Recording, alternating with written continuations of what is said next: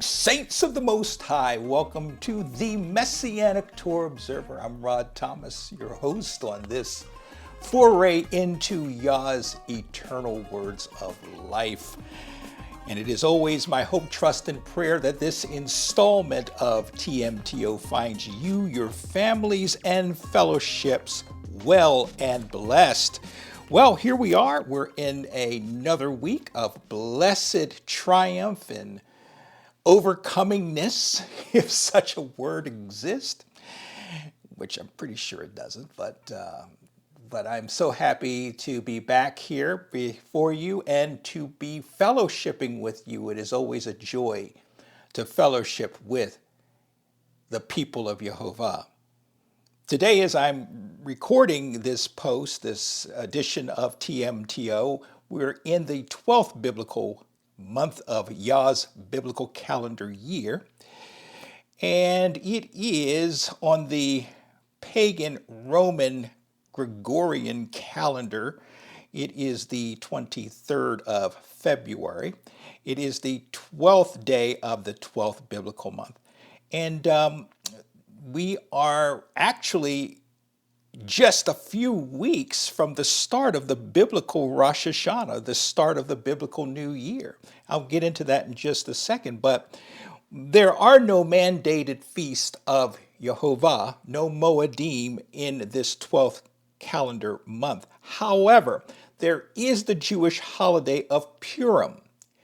Purim, for those of you who are new to this faith, this way of life, Purim is a Jewish holiday that memorializes the story of Esther. And it memorializes how we were able, how the Jews were able, through Esther's work, through Esther's persistence, to fend off the complete elimination, the complete destruction of the Jewish people from the earth through skullduggery and all kinds of evil desires and intentions on the part of a Babylonian high official by the name of Haman. So we have a pious woman by the name of Esther, who was queen of Babylon at the time, and she interceded on behalf of her people. She was a Jewish woman who became queen, rose to the high level of being queen in Babylon. And so through her work, through her intercession, she was able to foil the weapons formed against the Jewish people to their destruction by having things turned around. Thank Yah that this happened. It's an amazing story. But Purim is this coming Sunday. It's the day after tomorrow, the 25th of this month, which also translates to the 14th of the 12th biblical month. But for those of you who are not actually have a calendar in front of you in terms of the biblical calendar, it is going to be the 25th of February. Again, it's not a mandated feast. So you're not required, we're not required to keep this holiday. Although many of us who are in the faith, and because we are linked in spirit and through the word with our Jewish brethren, many of us have elected or will elect to keep Purim in some form or fashion. We don't necessarily keep Purim. I've done a handful of teachings on Purim that if you go to our website, the MessianicTorahObserver.org, again, the MessianicTorahObserver.org, type in the search bar Purim, you should find a number of teachings that I've done over the years on the holiday, the Jewish holiday of Purim. There are a lot of wonderful spiritual applications to be had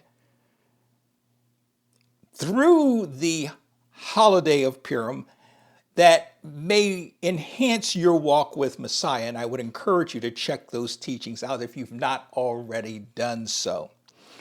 But that's enough on Purim. But then I just previously mentioned that in just a little over 2 weeks from now, we are potentially going to be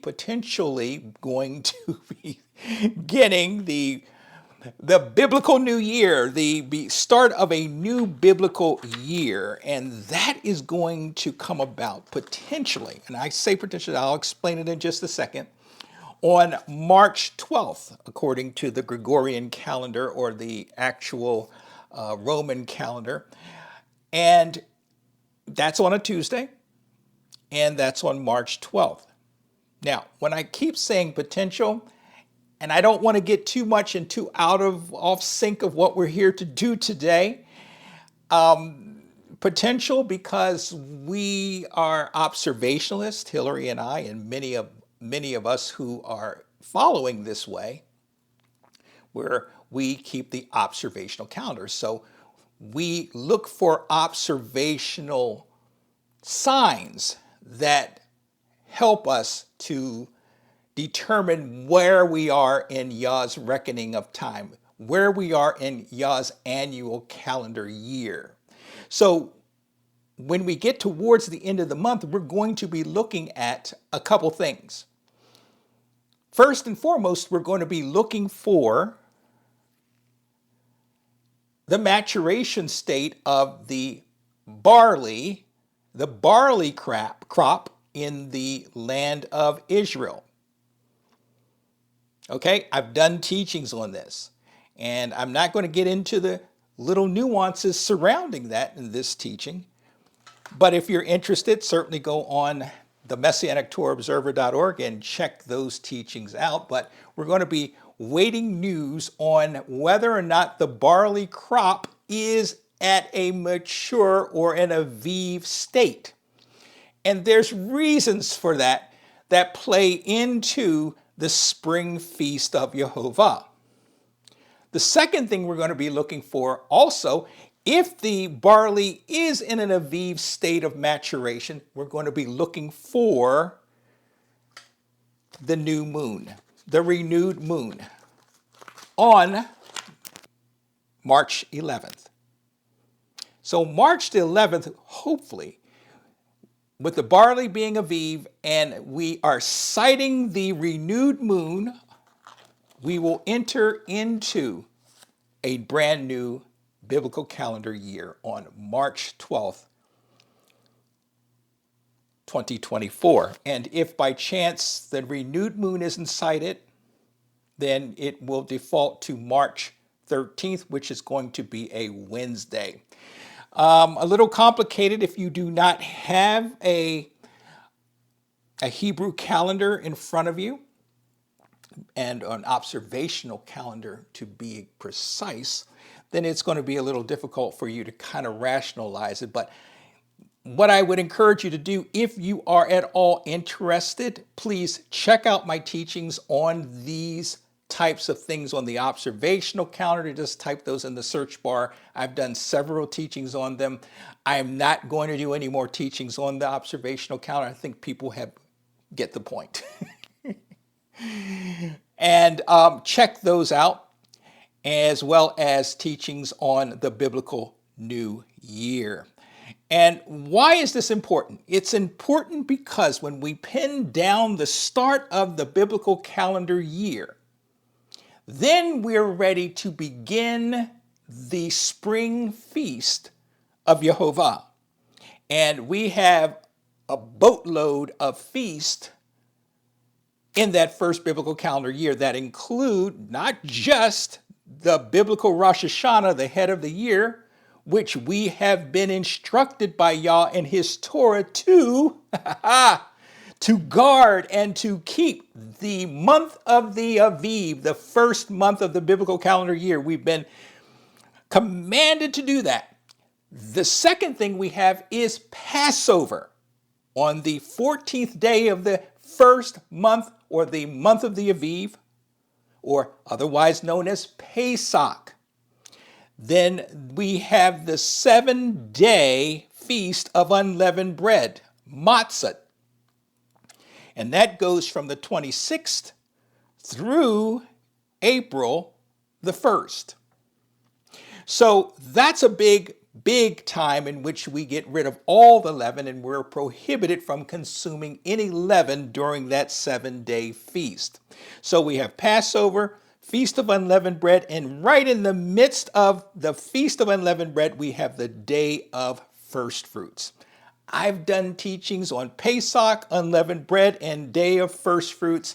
Again, check those out at themessianic.torahobserver.org. So that's some of the things I wanted to share with you in terms of the events that are about to come upon us. Very exciting time of the calendar year for those of us who keep Yah's sacred calendar. But in terms of our ministry, the Messianic Torah Observer ministry, which is a ministry of Qumran Family Church, we're still doing what we do, posting weekly Torah reading thoughts and reflections, and in either the form of a blog or either in, as we're going to be doing today, through podcast, through the audio. Sometimes we do venture into the video, and we will be looking into doing and expanding almost entirely into video later on this coming year, later on this coming biblical calendar year. But what's kind of holding us up, and I know I've promised that we were going to be expanding into that in many other areas of ministry, is I'm still working on this book project. It is a bear. It's a monolith. It's a massive, massive undertaking that I knew from the start it was going to be a tough one, but I'm still working on it. I'm still putting in work virtually every day on it, and hopefully by mid-year, we'll have this book. It may be 2 books. It's really become such a voluminous writing, and I'm already a very voluminous person when it comes to writing and to talking and to postings and all of that stuff. So I put a lot of stuff out. It may end up as 2 books. I don't know. I'm waiting for Father to direct my steps in that, as well as we have other exciting projects that are just slowly coming into view for us for this coming biblical calendar year, that as they get closer and as they solidify, I will be sharing those with you. I would also, with this all being said, petition you, humbly invite you, that if you are being blessed by the Messianic Torah Observer ministry and you don't have any other offering or giving obligations, that you consider supporting this ministry. That, this is not something that is free. We had, when we put these out, maintaining a website, maintaining the hosting, also the equipment and the production that goes into it, it does cost. But thank Yah that He has provided us, Hillary and I, with the wherewithal, the means by which we can continue to maintain these elements of the ministry. I know a dear brother who was also doing a similar ministry as I was. We were very close. It just became such a burden financially for him that he ended up having to step away from it. And he has now pursued other avenues for ministry. But I would encourage you, if you are so led and you are not encumbered by any other obligations, that you would consider supporting this ministry, simply go to our website, themessianic.torahobserver.org, and you will see icons, or you will see buttons to click to give as you are so led. So I'm looking forward to today sharing my thoughts and reflections on this week's Torah reading or Torah portion with you. And it is important that we maintain a study regimen, in particular of the teachings of Yeshua Messiah and Torah. Why? Because these teachings, the Torah readings, the teachings of Yeshua, prepare us to receive the coming kingdom of Yah. If we don't ground ourselves in the word of Yah on a regular and intense basis, we will be open to error. We will be open to being distracted, being fooled. Our faith may be negatively or adversely impacted. We need to know what Yah wants us to know. And we can only do that by entering into a regular regimen of study of Yah's word. And that's why I love the idea of the Torah portions or the weekly Torah readings. Now, I know when I first came into this faith, I was kind of befuddled by the Torah readings, and I was like, why not just pick a topic and study it, or pick a passage and study it? But getting the word in us, implanting his word of truth in us, has to be intentional. It has to be, dare I say, planned, intentional, and we must enter it prayerfully, with our eyes wide open and with our minds open to receive the information, our eyes to see and ears to hear that which Father has for us. And I guarantee, you will never lack gaining new insights, regardless how many more years we have and how many more cycles of the Torah reading we are blessed to receive. There's always new and greater and higher heights, deeper depths in Yah's word. So that's why we do what we do here. We're focusing so much so on the teachings of Yeshua, as well as focusing on Yah's Torah as well, along with some other things. We're still working on a couple of our previous series, and those will be forthcoming. But in the interim between those, we will be, of course, continuing our weekly Torah portion, Torah reading post. So, what do you say we get into Yah's word today and see what Father has for us this week? This week's Torah reading is going to be the 121st portion of Yah's 3-year Torah portion reading cycle, or Torah reading cycle. Now, for those of you who are new to Torah readings, the weekly readings, there are 2 cycles. There's the annual cycle, which I would say probably 75, if not 80 or more percent of the members of this faith, the Hebrew faith, the Messianic faith, the Nazarene Israel faith, engage in on a weekly basis, the 1 year where they read through the entire Torah, the 5 books of Moshe, within a year's time. From earliest days when I first started getting into the Torah reading, I found the weekly readings under the 1 year cycle to be very laborious. It's hard to wrap around the amount of reading that is required each week, because you're doing an average of 3 or more chapters of Torah each week. And that becomes, and many of these readings, many of these chapters have a lot going on. So you have to kind of pick and choose which out of those 3 or more chapters to focus on. And then I was blessed to stumble upon Torah resources Tim Haig's ministry, and he brought to light this 3-year Torah portion reading cycle, and I have been on that for the longest time. So that's where we are. We're at the 121st portion or reading for this 3-year cycle, and it is contained in Numbers chapter 30, verses 1 through chapter 31, verse 54 of Numbers.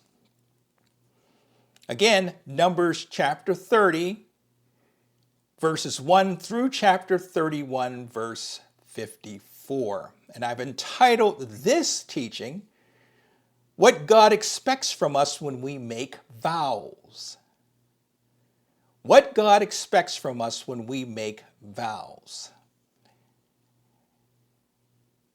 So, I've thought about how to move forward here in this, and I normally don't read the passages, but I've gotten some feedback from folks, and many people actually, when they do listen to our audio recordings of our teachings, are either doing housework, they may be taking a break at work, working out at the gym, I've heard as well, and they don't have access to a Bible that they can readily read the reference material from. So I've thought I'm going to do something different today. I'm going to actually read the Torah passage in its entirety so that we're all on the same page, no pun intended, and that we all can, and then I will, so I'm going to, this week, our Torah reading is broken into 2 main sections, and this is why I love the 3-year Torah reading cycle. Instead of there being a half dozen or more topics and issues being addressed in every weekly Torah reading in the 1-year cycle, here, this week, we only have 2 main things to focus on. We have what the Torah teaches regarding the making of vows and oaths and obligations. And the second thing is it's a record, it's an accounting of our war against the Midianites. And we're going to tackle both of these. And I hope to not keep you very long this week. I want to try to knock this out within the allotted hour that I have imposed upon myself for these teachings. So let's get started. So I'm going to pull out my trusty Bible here, and I am going to go ahead and read the first passage for you. And we are going to begin with the Torah regarding the making of vows, oaths, and obligations. And it is found in Numbers chapter 30, verses 1 through 16. Numbers chapter 30, verses 1 through 16, and I will be reading from the Scriptures Bible, ISR Bible.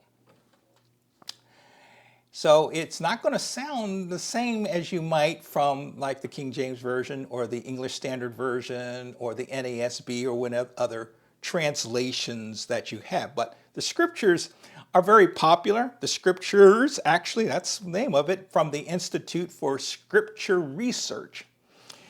It's a very popular Bible. I don't necessarily recommend it for intense study.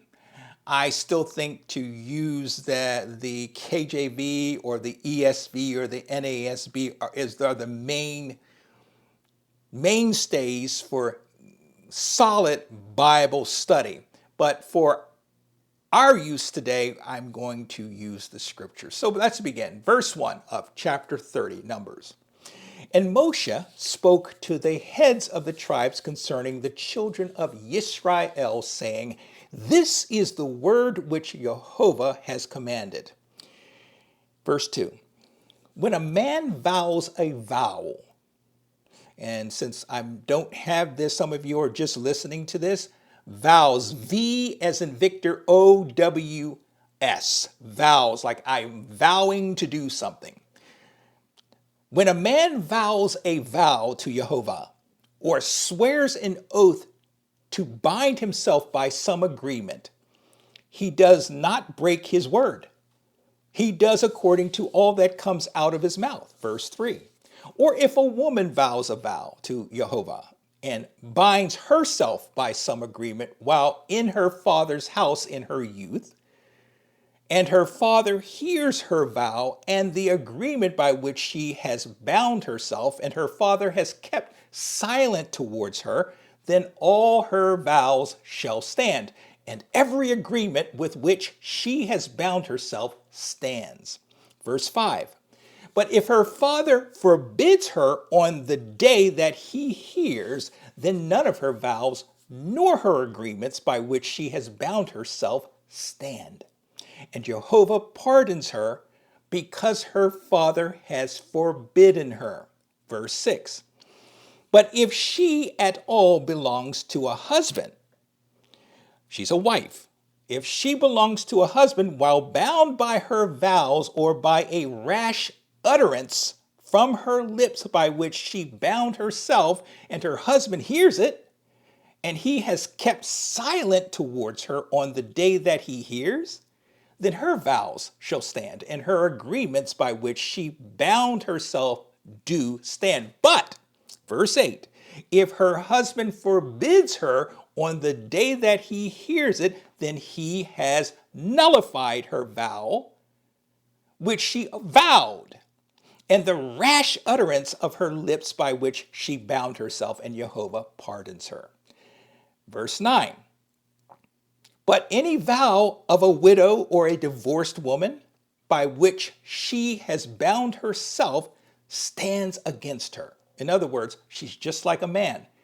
When she makes a vow, she is bound to fulfill that vow. Verse 10. And if she vowed in her husband's house, now we're going back to the wife again.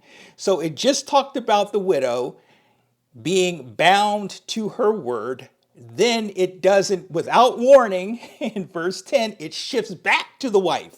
Okay, just to let you know what's happening. It didn't mean to interrupt, but this needs to be stated so that we're all up to speed here. Verse 10, and if she vowed in her husband's house or bound herself by an agreement with an oath, and her husband heard it and has kept silent towards her, and did not forbid her, then all her vows shall stand, and every agreement by which she bound herself stands. But if her husband clearly nullified them on the day he heard them, then whatever came from her lips concerning her vows or concerning the agreement binding her, it does not stand. Her husband has nullified them, and Jehovah pardons her. Verse 13, every vow and every binding oath to afflict her being, let her husband confirm it, or let her husband nullify it. Verse 14, but if her husband is altogether silent at her from day to day, then he confirms all her vows or all the agreements that bind her. He confirms them, because he kept silent towards her on the day that he heard. Verse 15, but if he nullifies them after he has heard, then he shall bear her crookedness. And lastly, verse 16 for now, these are the laws which Jehovah commanded Moshe between a man and his wife, and between a father and his daughter in her youth in her father's house. So this is the Torah regarding the making of vows, oaths, and obligations. And this comes on the heels of last week's Torah reading 120. And it comes on the heels of it's a carryover of the instructions y'all gave us regarding the required sacrifices and offerings we are to render on various set-apart days, feast days, Moedim, and so forth.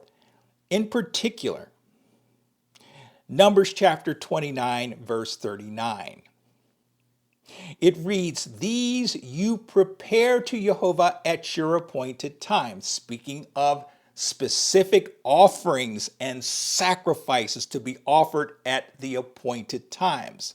And he says, "These you prepare, these offerings, these sacrifices you prepare at your appointed times, besides your vowed offerings and your voluntary offerings." And some English translations render voluntary offerings as votive offerings, as your ascending offerings and your grain offerings, as your drink offerings and your peace offerings. Again, Numbers 29, verse 39. So Yah had already put forth the framework of worship. You see, the whole thing about sacrifices and offerings, that's worship. That was worship back in the day. That's the form worship took.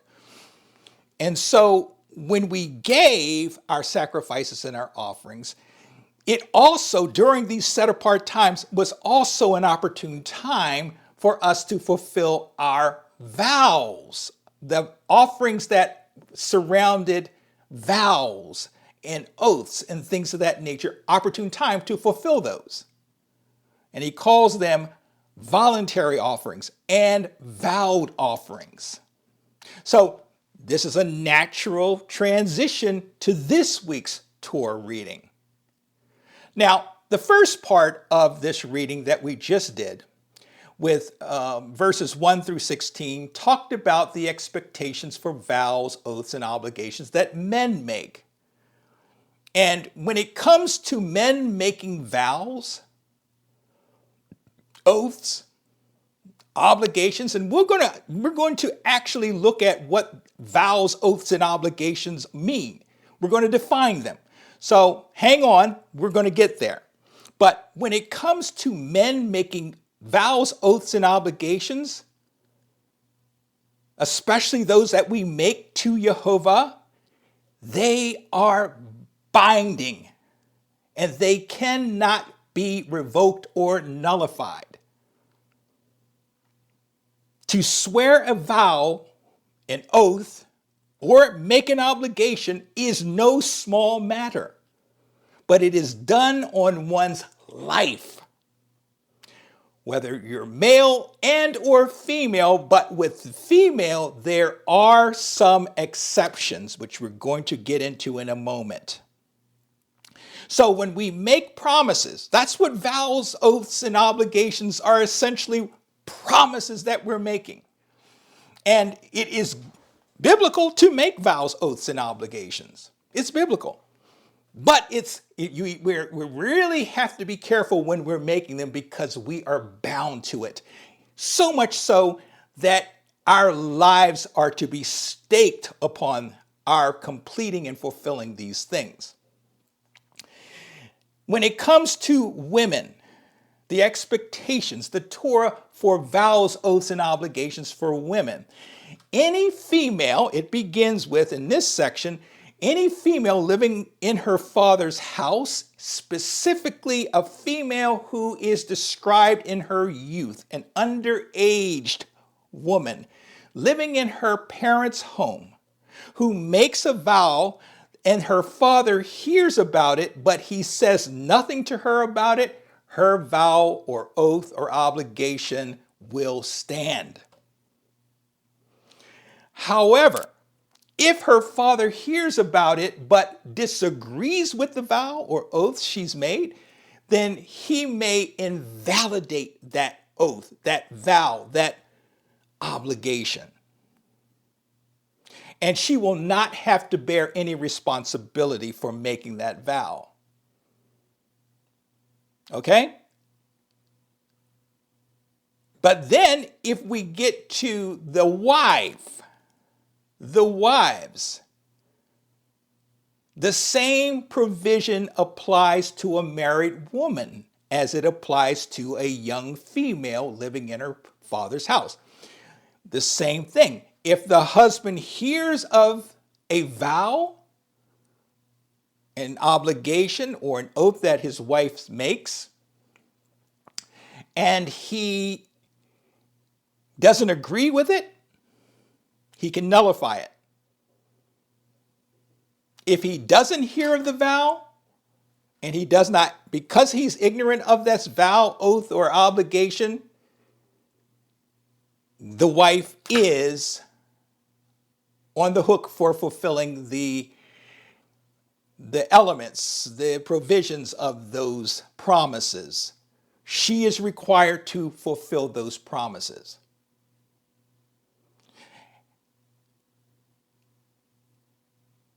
Then we have the situation of widows and or divorced women. Since they are not tied to a man, and we're going to get into this issue of being tied to a man, whether you're a daughter, young daughter in your parents' home, or you're a wife and, living with your husband, widows and divorced women don't have a man in which they are subject to. And subject's not the word I really want to use, but let's just say she's not tied to a man. So when she makes a vow, oath, or obligation, just like the man, she is on the hook for completing, fulfilling, delivering on those promises. Now, the provision in Torah whereby the husbands and fathers may annul their wives and their daughters' vows, oaths, and obligations, respectively. This Torah was not given to, how do I want to say this? It wasn't given as a misogynistic hit on women. It wasn't to be anti-woman, as so many people might think it to be. In fact, it is to protect the women among Yah's people. It's to protect them. It's to protect the women in a man's life from the legal ramifications of commitments that they may have made in error or because of naivete.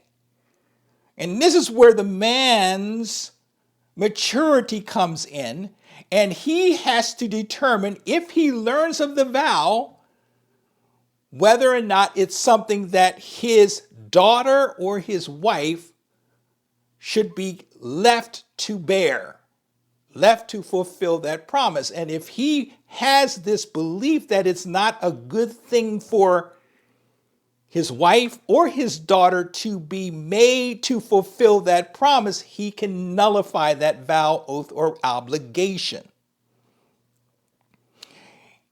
It's done this way because if a vow or an oath or an obligation, let's say, entails financial obligations, financial elements to it, and the wife or the daughter is unable to keep the promise that she's made, and the husband or the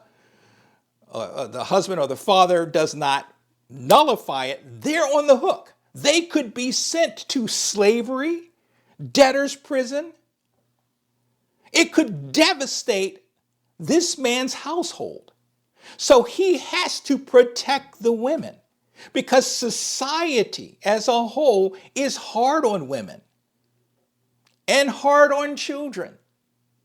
And so it is this Torah, in terms of women, is there to protect them and to protect the integrity and the well-being of the family unit.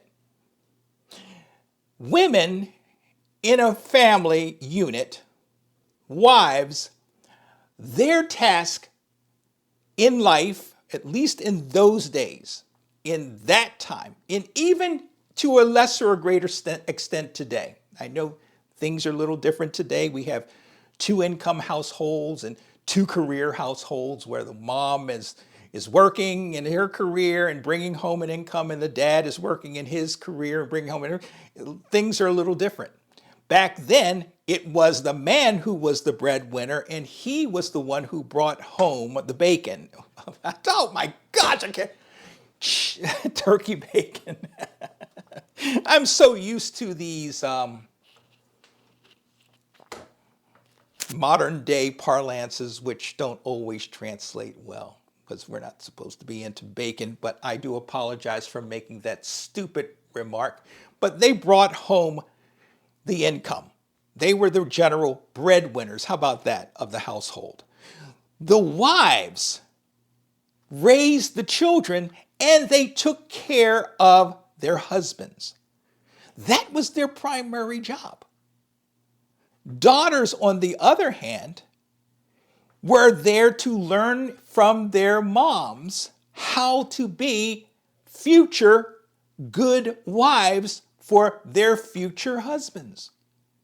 So if you have a vow or obligation or oath come into this family equation, it could potentially, and they're not able to fulfill those promises that they make, there's a potential that that household, that man's house, that man's family could be devastated if those promises are not met. So Father here is looking after, one, the family unit, and two, he's looking after the well-being of women, the female young daughters and the wives. So let's get off of this foolishness that Father is against women. He is not. He loves them and he's taking care of them through this Torah. But when we talk about widows and divorced women, again, it follows the same standards as men, as they didn't have any domestic male authority governing their lives. Men, you just have to be careful when you're making vows, oaths, and obligations. Okay? Now let's define what vows, oaths, and obligations are biblically. Let's look at vows, also known as neder. Neder, spelled N-E-D as in dog, E-R, neder. Vows or neders are expressions of devotion or of piety that we make towards Jehovah, such as offerings, pledges of abstinence. And one of the great examples of a vow is the Nazirite vow. Other forms of spiritual or physical actions, such as praying, committing to serve the body, and so forth, we pledge to do something in response to something that the other party, namely Jehovah, promises to do for us. Father, if you do this for me, I promise to do this for you. And sometimes vows may involve financial commitments. If you get me out of this strait, Father, I promise to give this offering to the sanctuary. So there is always this obligation when we make vows, neders, that they have direct effect on our income, our finances, our resources. So it's important to really understand what we're getting into when we make a vow, especially when we make a vow to Yah. Yah, if you do this for me, I promise, I vow to do this for you.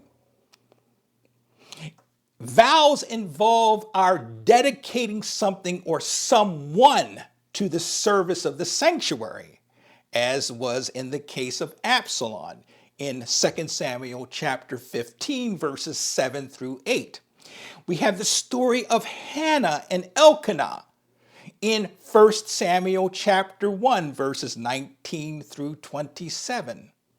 And then, of course, as I mentioned just a moment ago, the Nazirite vow, a very intense vow that if you're going to do it, it involves a lot of moving parts, spiritual and physical commitments that a lot of people aren't prepared to engage in. Then we have oaths. Oaths. And in the Hebrew is shavua.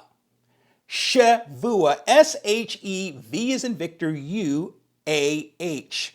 And oaths or shavuas are formal binding promises that we make to another individual or entity such as Jehovah. And it's a fulfilling of a sacred duty or responsibility without a condition precipitating the oath. Remember I said under vows, we ask something of Father. If he gives it to us, we promise to give to him whatever.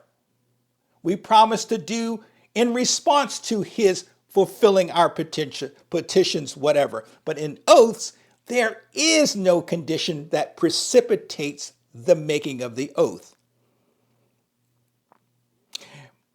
One of the great examples of this is in the story of David.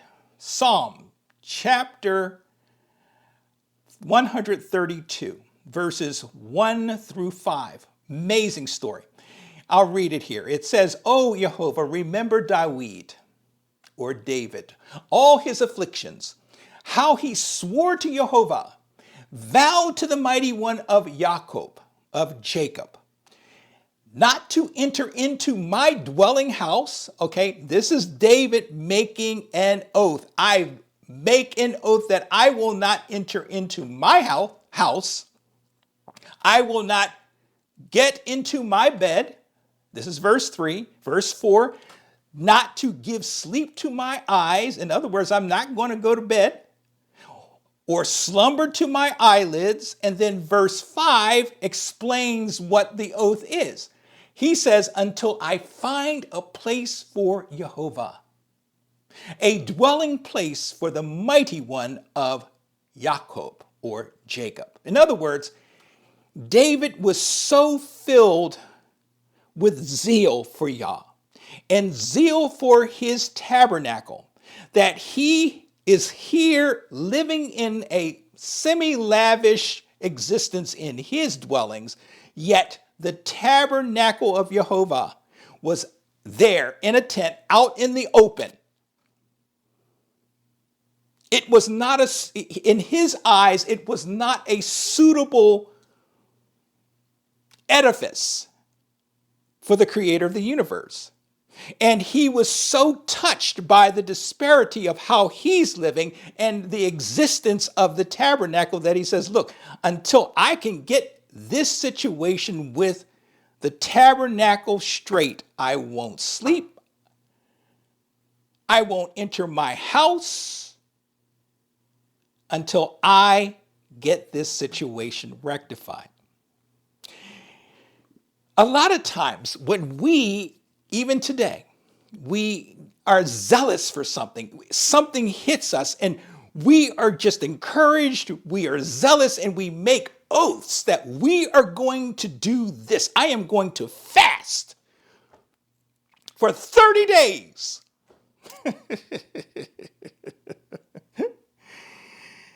And then when it's time to ante up, do we really ever follow through with the 30-day fast?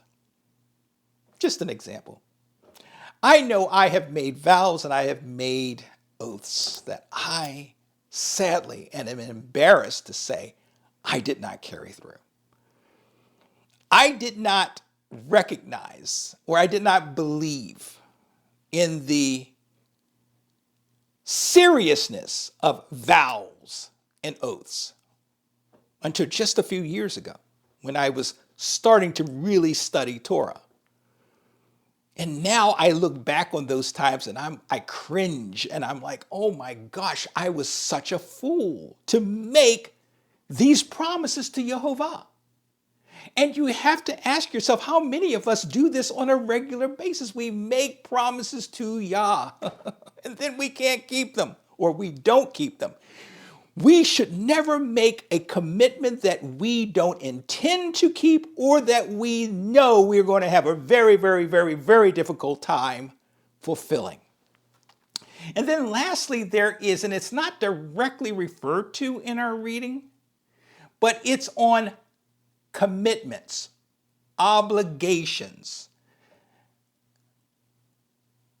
And our reading addresses obligations called Isar, which is a binding agreement that is executed in writing or by some official proclamation. You see, when Yah delivers an edict, for instance, we must carry out and obey that edict.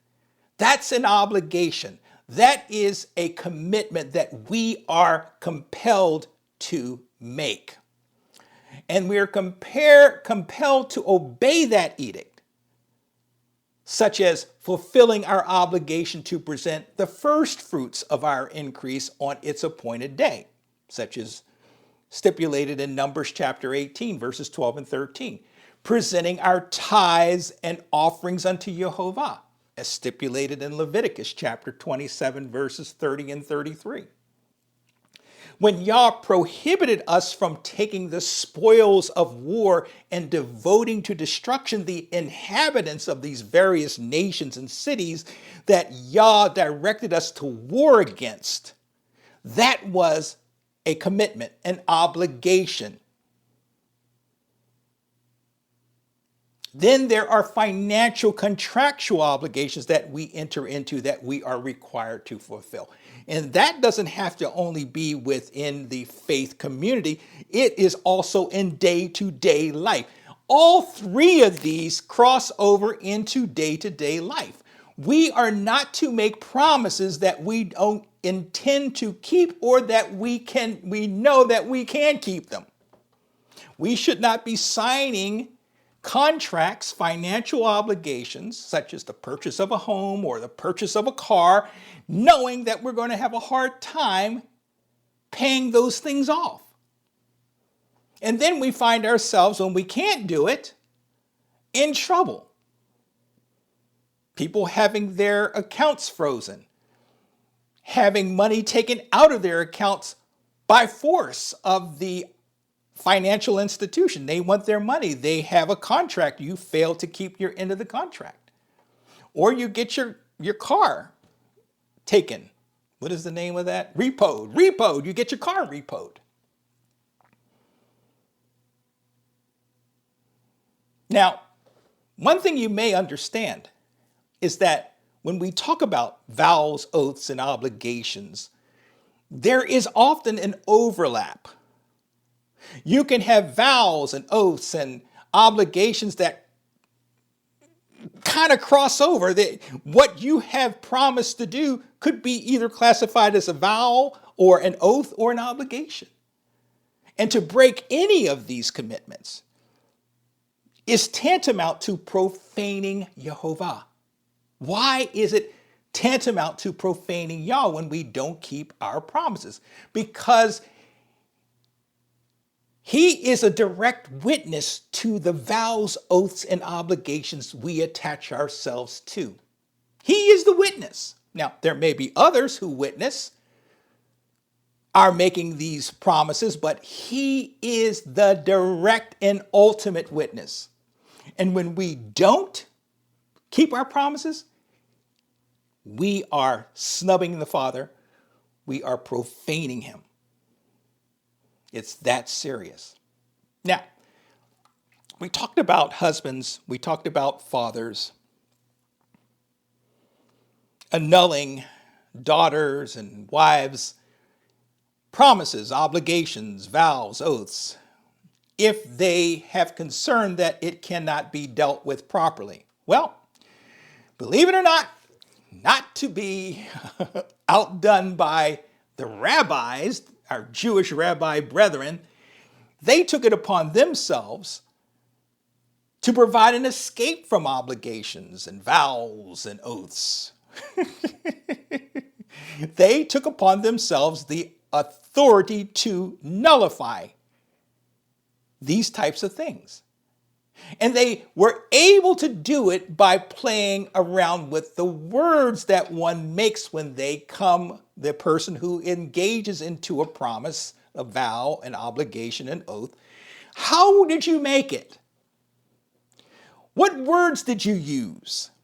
And if they can sit there and determine that there's a way around it by playing around with the words that you use to make those promises, then they can justify annulling that vow, oath, obligation, promise.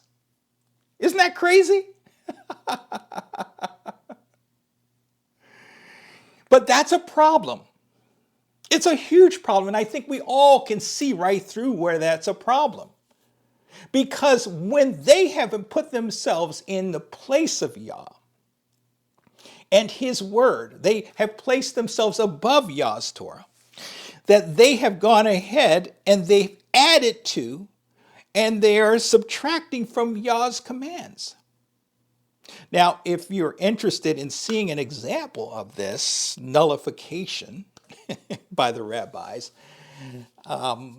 it's under M. Nedarim. M. Nedarim. N-E-D as in dog, A-R-I-M. M. Nedarim, chapter 1, verses 1 through 3. Now, Master Yeshua pushed back on this profane practice of the rabbis when he directly addressed this issue of making vows and oaths and obligations in his Sermon on the Mount. Very well known passage of the apostolic scriptures, which happens to also be the apostolic reading for this week's Torah reading cycle. It's found in Matthew chapter 5, verses 33 through 37, and I'll read it for you here. And see if you can identify what the master's position is on what the rabbis were doing, monkeying around with vows, oaths, and obligations.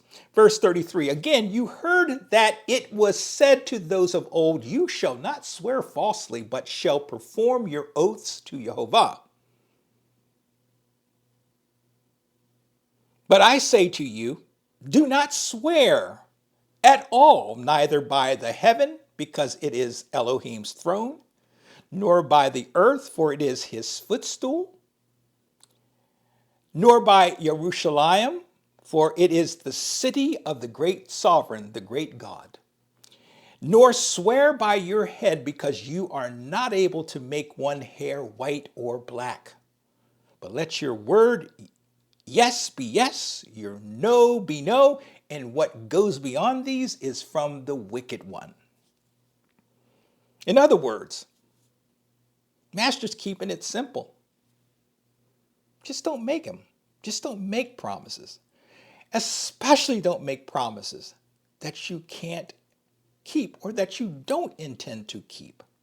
And don't think that you're going to be able to wiggle your way out of this. There is no wiggle out of this. Father has placed in his Torah the rules thereof, and we are bound to keep them. So he says, just be a man of your word, period. Be a woman of your word, period. Be a child of your word. And these are the things that help us prepare to receive and enter the kingdom of Yah. Because we don't want to be a people who ends up not getting into the kingdom because we are devious. We don't keep our words. We lie. We don't honor Yah, but instead we profane him by making promises as a supposed child of Yah, and then we don't do what we're supposed to do. Our faith is riddled with people who default on their bills. They don't pay their bills. And I'm not talking about those who come upon hard times. God knows I pray for those people. And bad things happen to people. Yes, but we have people that make it a practice every so often to gain material things, to get into things that they have no intention or have no idea how they're going to get through it, how they're going to pay for it. And that's a shame. It sheds a very dim light on us as Yah's people. We're supposed to be a light. to the world, salt to the world. We're supposed to demonstrate righteousness, truth, honesty to the world. That's what we're called to do.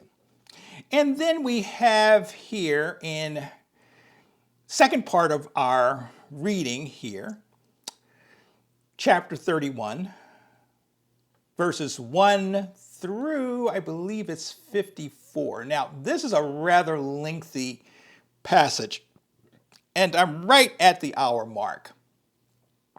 So I'm not going to go ahead and read it because I think I'm running out of time very rapidly, very rapidly. So I want to just summarize this section for you, and it is on the war that we waged against the Midianites. Now, where did we come upon these Midianites before? Well, the Midianites that we went to war with, in fact, Father tells us, go to war against these Midianites. Who were these Midianites? They were a confederacy of people from Midian, Midianites who had left their area, left their original country. We're not talking about the same people such as Jethro and Moshe's wife, but these are people who left their area and they transitioned and went over to Moab. If you remember a couple of Torah readings ago, we studied the story of Balak or Balak and Balaam, B-A-L-A-A-M, Balaam, or Balaam as people pronounce it, and how we had settled right on the outskirts of Moab, and we presented an existential threat to the king of Moab, who was Balak, or Balak, B-A-L-A-K. And so he conferred with his Midianite confederacy friends what to do about this. And they went ahead, not we, but they went ahead and they hired Balaam, the prophet for hire, to come and curse us, Israel, as we were sitting there not bothering anybody, right on the outskirts of his territory. And he wasn't able to curse us, wasn't able to curse Israel. And it turns out that once he was prohibited from cursing Israel because Yah said, nope, you cannot curse them, but you will bless them, he devised a plan whereby he could lure us into apostasy with the Midianite women through Baal of Peor worship. And this is, as a result of that, a curse was placed upon us and 24,000 of us died. Now, fortunately, Phineas went ahead and he did an zealous deed by killing Omri and Zimri, who were engaging in Baal worship. And so Father stayed the curse, and we slowly got back to where we were supposed to be. But Father didn't forget the whole luring of us into apostasy by the hand of the Midianites. And so now came the time. Father says, get yourself ready, gear yourself up. You're going to war against the Midianites. And you're going to destroy every man. There is no man to be left.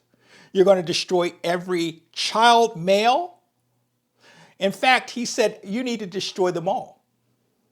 Destroy everything. But you can keep the cattle and you can keep some of the war booty that comes out of it. So we went to war and we devastated them. And the thing is, the miraculous thing about this is we lost not a single soldier. 12,000 soldiers went to war against the Midianites, and not one was lost, 1,000 from each tribe. And so we went ahead and we destroyed the Midianite confederacy. And when we came back, we brought with us the spoils of war. And in obedience to Jehovah's instructions, we took an inventory of all that we took possession of in our war against the Midianites and divided those items between those of us who fought and the rest of the community. And the women, kind of the warriors screwed up a little bit. They messed up by bringing in all the women. They saved all the women. And Moses said, no, no, no, no, no, no, no. Part of the reason we went to war to destroy the Midianites is because of the Midianite women leading us into apostasy through Baal worship, Baal Peor worship. They got to go. So Father basically tells him that, okay, here's the solution to this. You're going to destroy every sexually active woman, Midianite woman, you're going to execute. But every child, female child, and every unmarried, non-sexually active woman you can keep alive. And that's what was happened. That's what went down. And so that was the thing about life, that the only humans that survived were the female children and the non-sexually active women. Now, our warriors rendered unto Jehovah all the valuables they collected as booty from the Midianites as a memorial and to make atonement for themselves before Jehovah. And it was here that we can start to see the development of this generation really having a zest and a zeal for Yah. Their hearts were for once and all in the right place. Yah came first in their hearts, minds, and souls, and we were ready. We were finally getting to the place where we're ready to go in and receive the land of promise. And Yah instructed us to eradicate all these folks. We were obedient to that. We had a little hiccup with the women, but it was taken care of. Now, you may agree that one of the biggest complaints of the uninitiated member, oh, by the way, the war booty, I forgot to kind of mention that, was divided up. The soldiers, the warriors, of course, got to have some of that, but the soldiers elected to give their war booty, their war prizes, which consisted of jewelry and valuables, to the tabernacle service. Again, this is what I'm talking about. This is the hearts of this generation. Now, this is the second generation. The first generation are all about dead. Now, this generation, led by Joshua and led by Caleb and Phinehas, have a heart and a zeal for Yah. And they said, you know what, Jehovah, we're going to give you that which we have a right to. What a heart. What a heart. Their portion was Jehovah. That's what the priests were supposed to have. Jehovah is their everlasting portion. So they gave. But the rest of the booty, such as cattle and livestock and all of these other things, were divvied up among the people, and a portion of it also went to the service of the tabernacle. Now, as I was getting to, before I kind of did that little hiccup, you may agree that one of the biggest complaints the uninitiated members of society and the Christian religion have against Yah is that he's this mean, nasty God, angry, unforgiving. And some go so far as to say that they want nothing to do with such a God, that they much prefer to deal with the living God who they identify, the loving God, I should say, that they identify as Jesus Christ. Now, I've told the story on this before. One of my bosses, when I was working, I'm retired now, devout Christian. But she made a statement to me one day that just shocked me. She says, I don't really like the God of the Old Testament. He's mean. He's hateful. He's unforgiving. He's violent. He orders the death of people indiscriminately. But I love the God of the New Testament, Jesus Christ. And although it floored me to hear it, I was able to look around and actually see that she was not unique. She was not an aberration. This is unfortunately a very prevalent mindset among a great many people, especially among Christians. I can kind of see from the uninitiated in society who have no faith leanings whatsoever, I could kind of see where they would go with this. But for Christians to believe this, well, they have the out. They could say, well, Jesus Christ, he's the loving God, the New Testament. But you see, any of these individuals that possess this horrible negative view of Jehovah are sorely lacking in their understanding of the wholeness of Yah's sovereignty. They're lacking in the understanding of his holiness and of his righteousness. Because you see, Jehovah does not operate on the same scale, the same wavelength, with the same convictions and mindsets that we do. Because of himself, through the prophet Isaiah, Yah stated, and this is in Isaiah 55, verses 6 through 9. You should know this. We all should know this. He says, seek Jehovah while he is to be found. Call on him while he is near.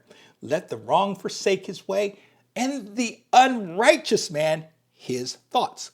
Let him return to Jehovah, who has compassion on him, and to our Elohim, for he pardons much.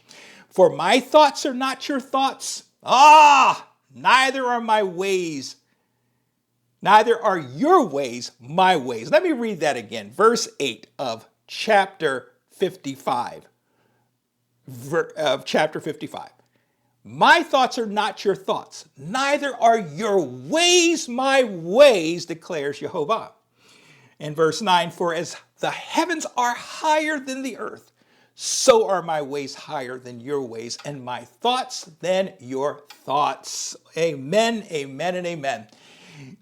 You see, we try to hold Yah to our personal standards, in accordance with our sense of righteousness. But we must not overlook the fact that we are all unclean beings, and that our righteousness, our sensibilities, our righteousness is like filthy rags, as stated in Isaiah 64, verse 6. You see, our Elohim is irresistibly holy and righteous beyond compare. He's got unrestricted sovereignty and holiness and righteousness, and he deals with people and nations under these immutable character traits. Indeed, if there are certain sins and transgression of the creative order, such as happened back before the flood, when Yah's creative order was corrupted, it prompted Yah to act in a way that may offend our little delicate Western sensibilities, but our sensibilities and our opinions don't matter much at all. In fact, they don't matter at all, because Yah exercises his sovereign will and purpose. So that is what happens. And we have to be aware of this. Yah does what he does in accordance with his immutable, holy, and righteous traits. And instead of trying to second guess him and try to box him into our Western sensibilities and our self-righteousness, why not we get on board with his sense of holiness, his sense of righteousness? That's why these Torah readings are so important. Every Torah portion, every Torah reading, he reveals a little bit more each week about himself. And we can see through the person of Yeshua Messiah, the splitting image of our Father, Jehovah. So we must endeavor and hunger and thirst after righteousness through the study and intense reading of his word.